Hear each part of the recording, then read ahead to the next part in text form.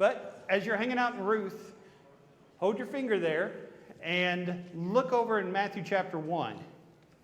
Because I want us to get our dates right with what we're working on with Ruth. Remember, Matthew has the 4 ladies involved in the genealogy of Jesus.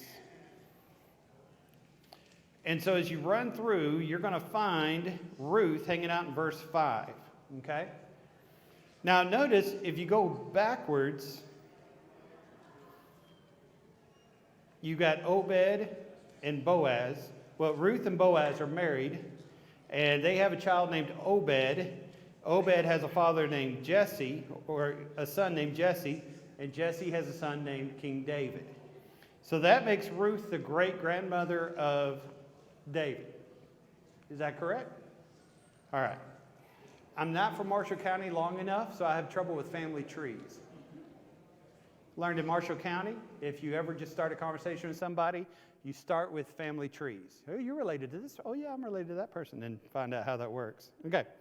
So if we're hanging out here in verse 5, and you got Boaz and Ruth, notice who Boaz's mother was in verse 5. Salmon, the father of Boaz, whose mother was whom? Rahab. All right. So here we are working on family trees. Last week, we were in the book of Joshua. And as you go through Joshua, remember we have, as we go into Jericho, Rahab the prostitute. And Rahab, I tried to finish quick enough last week, didn't quite get there. Rahab is a turning point for Israel. When they sent the 12 tribes in Numbers 14, or the 12 spies searched out the land. They came back and said, great land, but man, the fortifications are huge. These people are giants. We will get crushed. So they go around rejecting God, spend a year, everybody dies. Then Joshua sends 2 spies in, primarily to Jericho. And they see how big the walls are. The giants have not shrunk. The walls have not shrunk. The armies have not shrunk. What the difference is what the spies see. And so the spies look through the land, and as they look through the land, they've seen the exact same thing, but then they run into Rahab, and what's Rahab say? Rahab says, we know what happened to Egypt. We've seen everything that your God has done to all the people through the wilderness, and I want you to save me and my family. And the spies hear that, and they realize God is with us. These people are scared to death of us. They're not monolithic. They're not made of stone. And so we can conquer these people. And so what's interesting, as you study Rahab, as you study especially in context, this Gentile who was a prostitute, who was a woman, who was a prostitute, who was a Gentile, had more faith than the 12 spies did, and was a push to bring the children of Israel into the promised land. And that's one of the reasons why she's connected there as you're going through the genealogy of Jesus, that Matthew brings her in. Because here is this lady who is full of faith. Now, this lady is incorporated into the nation. She marries within the nation, and she has a child, and that child is going to be Boaz, who we will meet in Ruth chapter 2.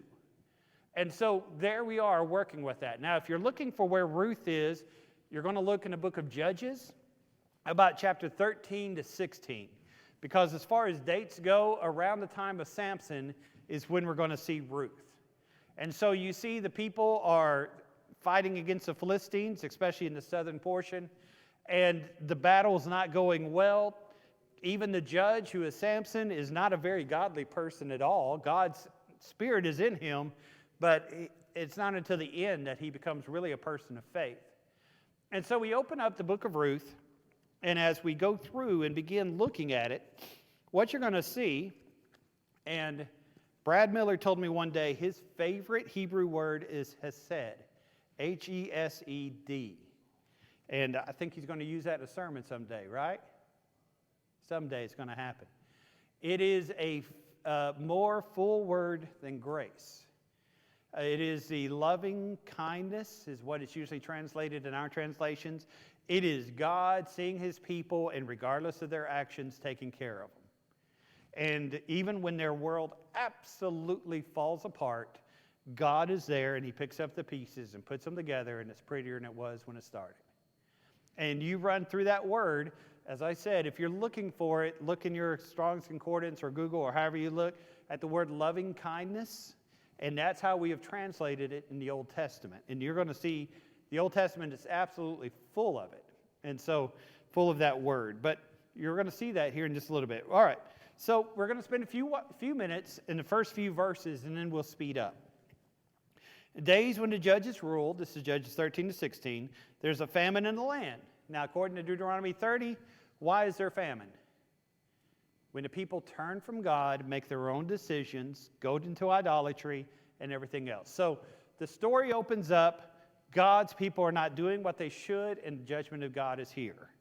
And so a man from Bethlehem in Judea, and you know what's going to happen in Bethlehem eventually. Jesus is going to be born there. Bethlehem means, in its original language, house of bread. Okay? So there's a famine in the house of bread. A man from Judea, together with his wife and 2 sons, go to live for a while in the country of Moab. The man's name is Elimelech, which means blessings from God. A little bit of irony there.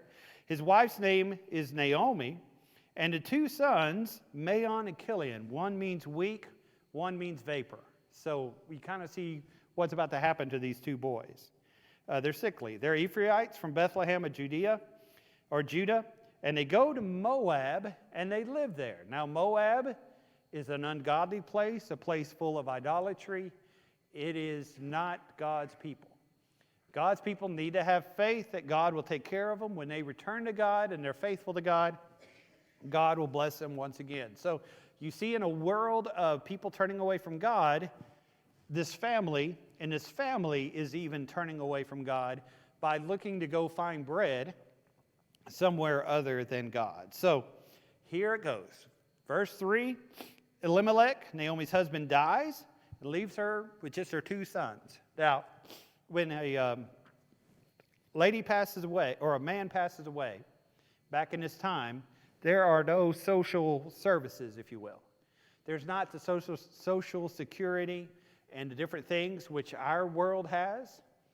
And so when a husband dies, there's not a provider, at least in that culture. And so a lady would have to depend upon her children to support her. So here we are, foreign land.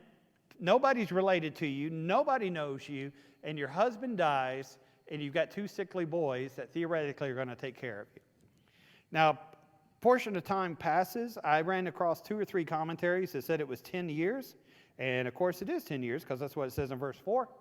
Maon and Kilian, that's the 2 sons.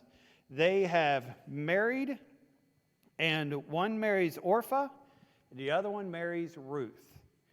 All right, I've always heard that Oprah is just misspelled Orpha, that they just wrote her name wrong on the birth certificate, and that's where Oprah, the name, came from. I have no idea if that's true or not. That's just what I've always heard. So here's Naomi. Her husband dies in a foreign land. They each pick up children. They've been married 10 years. How many grandchildren do we have? 0. All right. So we're not doing well as far as making more providers as they get older.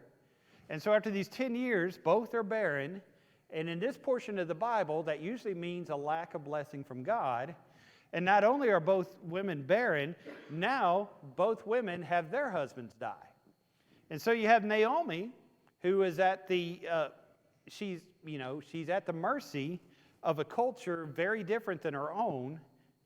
And then, not only that, now she has 2 ladies, younger ladies, that she also has to feed, also has to take care of, and life is not going well. So she will eventually change her name to Mara, call herself bitter. She's angry at all the things God has done to her. It is not good. She says, I'm going home because at least there I'm related to some people. Maybe somebody will find me, at least take care of me, give me something to eat. I won't be starving. Maybe things will be better. But before I go back, I need to get rid of these 2 daughters-in-laws. Even though I love them, she would say, I've got to get rid of them because they're not going to be taken care of in Israel. They're going to be taken care of in Moab. Maybe they could go back to their father's home. So she tells them to go home. Both girls cry and say, never. Or if it finally thinks about it and thinks, this kind of makes sense, I don't want to go back to Israel, and be in the same shape that my mother-in-law's in. So she goes back home. And of course, that beautiful passage that we see from Ruth, look there in verse 16. Ruth refuses to go, and so it says, don't urge me to leave you or turn back from you. Wherever you go, wherever you stay, I will stay. Your people are going to be my people, your God, my God. Where you die, I will die, there I will be buried. May the Lord deal with me, be it ever so severely, if anything but death ever separates you and me. All right, think about the consequences of what she's deciding to do. Mara, the mother-in-law, is bitter, not easy to live with, right? But she says, I love you so much, I will go to a foreign land. I'm going to go somewhere where I'm not related to anybody. And even though you're older, and even though when you pass away, I'm going to be left destitute, my love for you is strong enough, we're not separating. We will always be together, okay? Now, that theme is going to float through this whole book. That even though you have nothing to offer me, I'm going to be there for you. And that's going to be the connection, the fruit that fell from the tree that we see in Jesus, Hebrews 13, 4 and 5, I will never leave you nor forsake you. But here we see Ruth saying, hey, you're mine. You are my family. I'm not going anywhere. I am connected, and I'm going to hang on to you as long as we can. Maybe all by ourselves in this world. We're going to hold hands. We're going to make it. We're going to go. And so here we go. We go back. And of course, there in verse 20, she says, don't call me Naomi, call me Mara. The Almighty God has made my life very, very bitter. Look at verse 21. I left here full.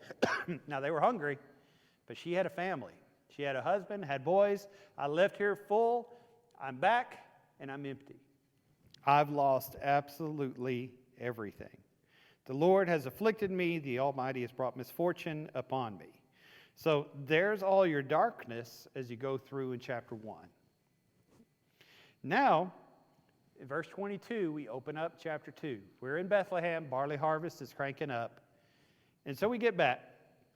Now, we meet Boaz. Chapter 2, verse 1, Naomi had a relative on her husband's side from the clan of Elimelech, a man of standing whose name was Boaz.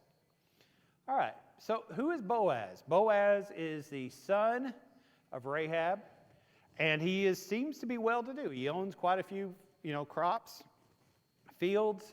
He is a man of standing. We'll see later where he goes to the gate of the city, and people recognize him. He's able to do business, and they know him very well. He knows the law very well. Boaz is, Ruth would be here, Boaz would be here. We're talking about two totally different social strata and culture going on here, okay? And so here we go in chapter 2, and we meet Boaz, but look at verse 2. Ruth the Moabitess says to Naomi, let me go to the fields and pick up the leftover grain behind anyone whose eyes I find favor. Naomi said to her, go ahead, my daughter. All right. Now, a lot of people, younger people more so, but really a lot of people in our culture aren't excited about work. There's a little giggle about that. Work, maybe a while back, a lot of people identified themselves by their job. And, that's what they were. That was their career. That identified who they were. That's what they thought about 24/7. The new generation, and I say that not just about younger people, but just all across, all the strata of culture, no longer define themselves by work. And if there was a way they could sit at home and still be provided for, they would do it, right? Okay. There's probably better to be a balance somewhere in there. Here's Ruth following her mother-in-law in a foreign land, and she gets back. What's the very first thing she says there, verse 2? I'm going to work. I am headed out.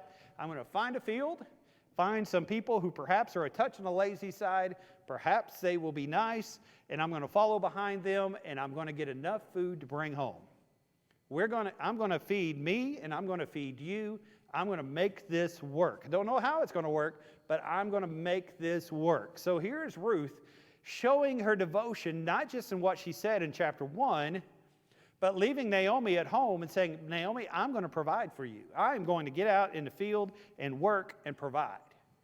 So that's a little bit of the character of Ruth going on here. So she goes out there, and as she is going out, she's gleaning in the field, and come to find out, verse 3, it's Boaz's field. She has no idea who Boaz is. And so as she's out there, Boaz arrives from Bethlehem, sees everybody in the field, says, hey, Lord be with you. And they all scream back, Lord bless you.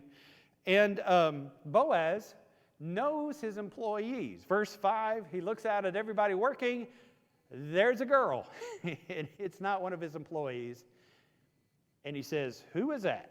Who is this person who's here? Now, what we're doing here as we open up chapter 2 is we are explaining to us, the writer is, who Boaz is. Number one, we've seen his heritage, and that's going to be important, especially on what we're covering this quarter. Number two, he owns a field. Number three, he recognizes who works for him. Have you ever noticed some people don't recognize who works for them? Have you ever had a job where you were just a number? A job where they really didn't expect you to work very long there anyway? I remember a teenager telling me one time he got a job at a fast food restaurant, and the lady didn't say when you quit. No, she didn't say if you ever quit. She said, when you quit, just tell me. Because she knew that the quitting was going to happen pretty quick. All right. Boaz is not that kind of employer. He knows who his servants are. He takes care of his servants. And so you're seeing a little bit of his action, which is here. So when they say, hey, who is this lady? The foreman knows she's the Moabitess, verse 6. She came back with Naomi, and she asked if she could glean everything and she could work. And so Boaz says to Ruth, daughter, listen to me. Don't go and glean in another field. You stay right here. See that? Stay with my servant girls. Watch the field where the men are harvesting. Follow along after the girls. I've told the men not to touch you, and whenever you are thirsty, go and get a drink from the water jars the men have filled. Boaz sees her, doesn't really know her very well, and he says, listen, it's dangerous out here. You stay in this field. Don't go to anybody else. You recognize you're going to be here. I'm going to protect you while you're here, and here's some water whenever you need to water. So you're seeing the character of Boaz coming across here. And so as you go along, you continue here, she says, how have I found favor? And he says in verse 11, I've heard what you've done for Naomi, and so may God repay you for what you have done. And so as you go there in verse 14, you see where Boaz feeds her, and she's able to sit with everybody. And so in verse 15, he says, listen, even if she picks up some of the sheaves, not just the stuff laid on the side, make sure she goes home with what she needs and what she has. And so she gleans in the field until evening, verse 17, and she comes back with an ephah, okay? Now, anybody's translation tell you how much of an ephah is?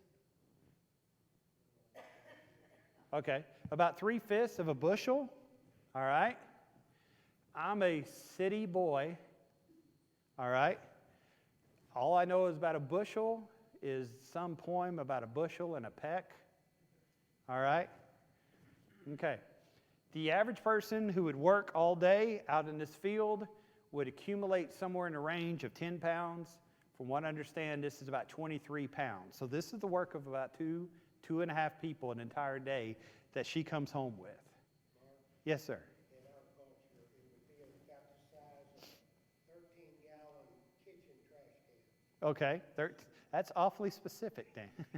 All right. I've handled both of them. Okay, the trash can? All right. He says about the size of a 13-gallon white or black trash can?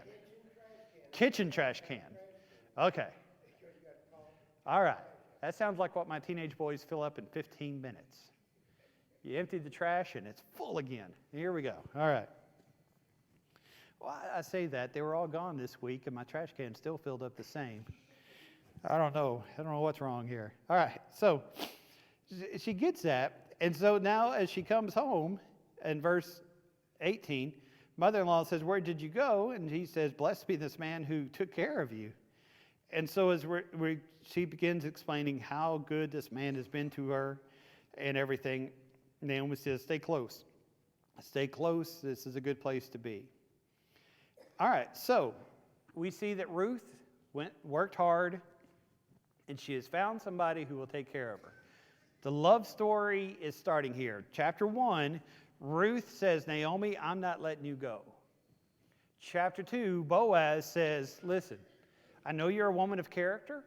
I appreciate the devotion you have towards your mother-in-law. So I'm going to make sure you don't go hungry. You're going to be well taken care of. I want you protected. I want you to have all the water you need to be provided for. I'm going to make sure you're good because of your character and who you are. So now, chapter 3. One day, Naomi, her mother-in-law, said to her, my daughter, should I not try to find you a home where you'll be well provided for? Verse 2, here we go. Here's Boaz, whose servants' girls you have been a kinsman of ours. Tonight he'll be winnowing barley in the threshing floor. Wash and perfume yourself, put on your best clothes, then go down to the threshing floor. But don't let him know you are there until he has finished eating and drinking. When he lies down, note the place where he is lying. Then go and uncover his feet and lie down, and he will tell you what to do. All right, so the harvest time has come. It's time to fix the harvest, to separate the wheat from the chaff, the barley from the chaff. And this is a celebratory time because this is when you're making your money. This is when it's actually fun to be a farmer. So Boaz is doing it. He's eating, he's drinking, he is exhausted at the end of the day.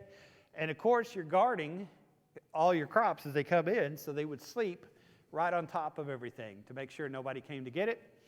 And so as he lays on the ground, in comes Ruth, unbeknownst to him.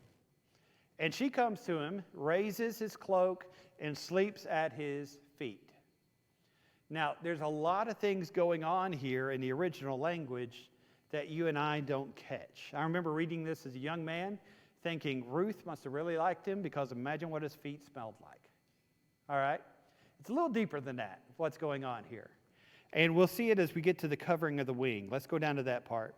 So she comes, and she lies down at his feet. And so he asks, verse 9, who are you? I'm your servant Ruth. Spread the corner of your garment over me, since you're a kinsman redeemer. The Lord bless you, my daughter, he replied. This kindness is greater than that which you've shown earlier. You have not run under younger men, whether rich or poor.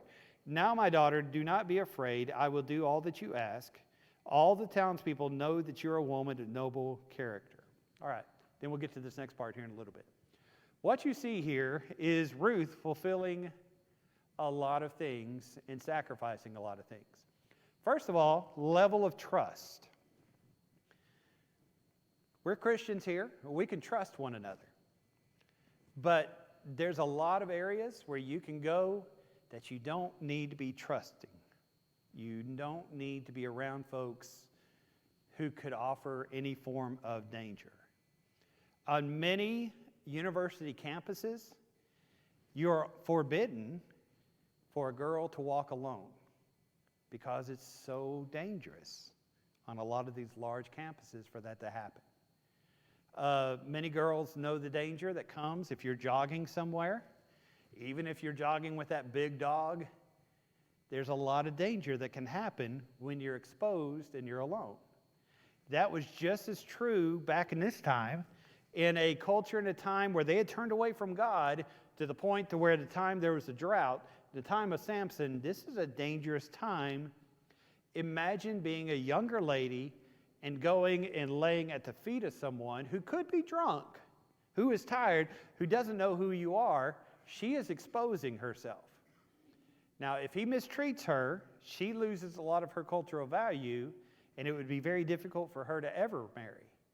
And so she is risking a lot to be placed here. Why? She's taking care of her mother-in-law.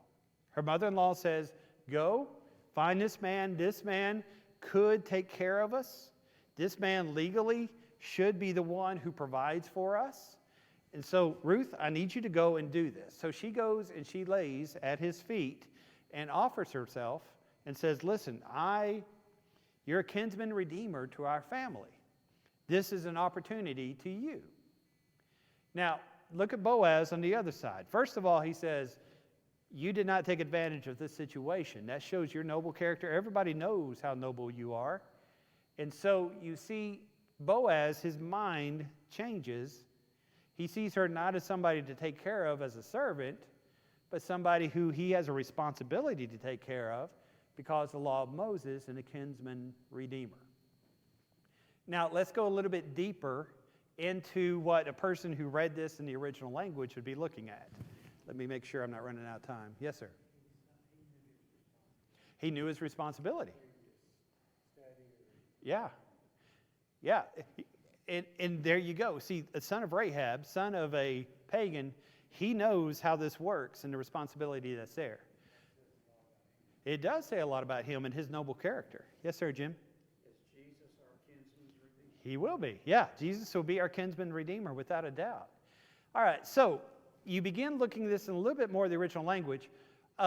She uses a term under the wing, and she covers him with the corner of his cloak. Both of those are the same word. Now, we're not going to get deep in the language, but both of those are the same word. What's going on here is she's using the language of God. God is the one who covers us with his wing. You may have heard that in some songs.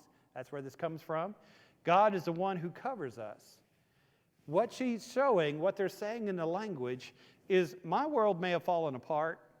I may not see God anywhere in this world, and I may feel alone, but God is covering. God is there. God is working in my life to make it where it's going to be okay. Now, I don't know if you can say there's a verse in the Bible that you don't like, because it's all holy, and it's all inspired, and so you shouldn't blaspheme against any part of the Bible. But I have problems sometimes with Romans 8:28. Romans 8 is about all the blessings we have in life. Romans 8:28, you know what that says. All things work for the good of those who love the Lord and who are called according to his purpose. Okay? There's some things in life you look at and you say, I don't see it. God, why would you have done this? You didn't do this the way I want you to do. God, I don't like this at all. Well, here you see Ruth. She has this level of faith. Remember, she's a Moabitess. She is from a pagan place. But she has this faith that God is going to cover her and Naomi. God is going to protect her. Boaz says, it's funny, I'm impressed because I'm an old dude. You know, you're pretty good looking is kind of the implication here. You could have found a lot younger husband, maybe a wealthier husband, maybe a better husband, a more fun husband, rather than finding this older man. He says, I'm impressed that you're following the law of God to make this offer, because this is what God's offer is. I'm impressed that you didn't leave Naomi, because it had been a lot easier for you to go on and live your life without all the baggage.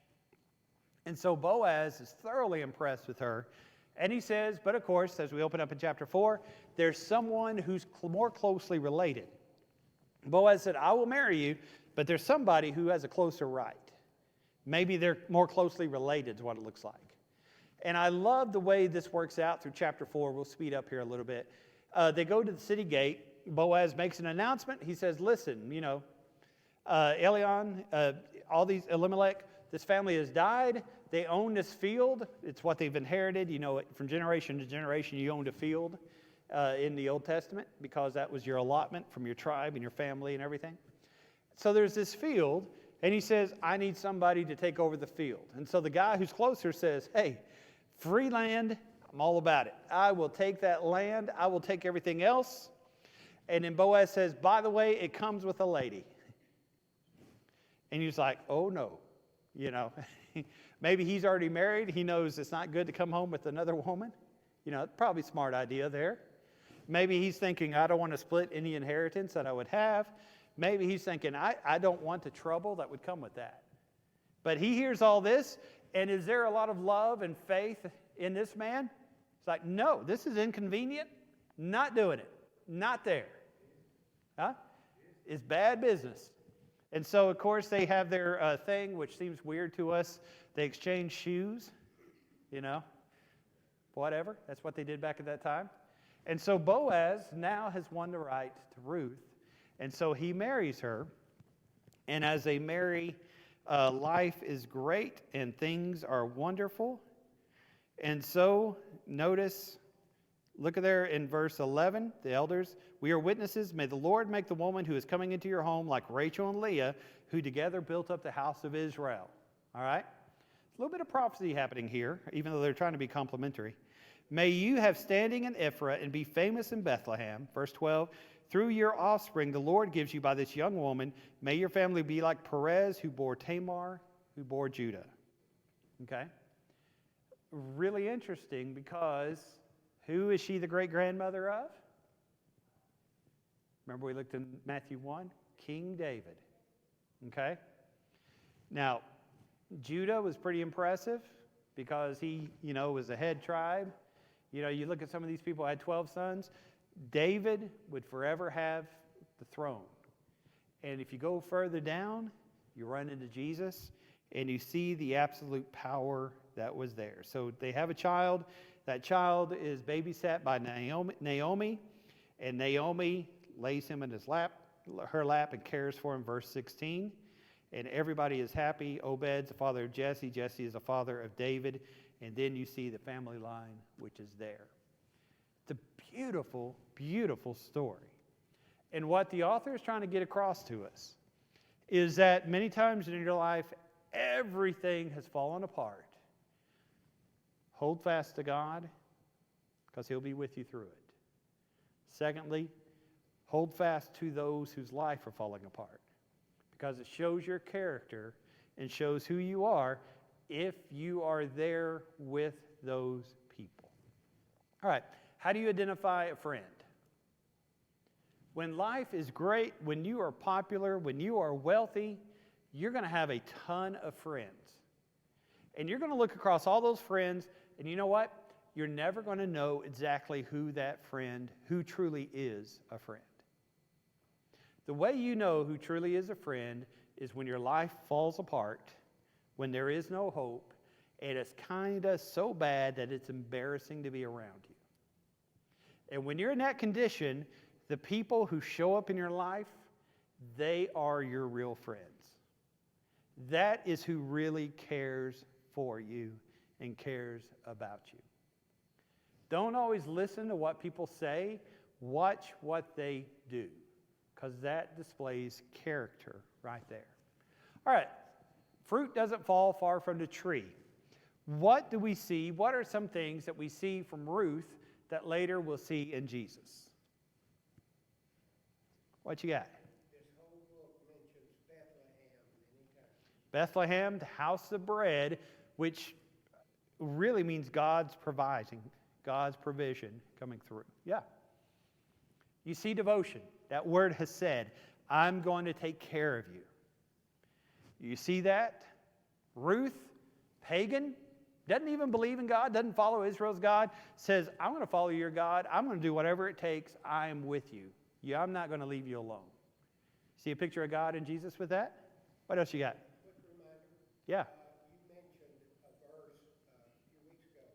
In the Old Testament, it says God goes through the earth to look for those with a righteous heart. That's right. We need to remember that. God searches those. They're all a bunch of heathen out there. God is always looking for a righteous heart. That's right. God is always searching for a righteous heart, even outside Israel in this point. Yeah. Okay. All right, you see that? You see God's plan will never be foiled. Jesus, His word will never return void. Right? And you see here true love, real love. We see that.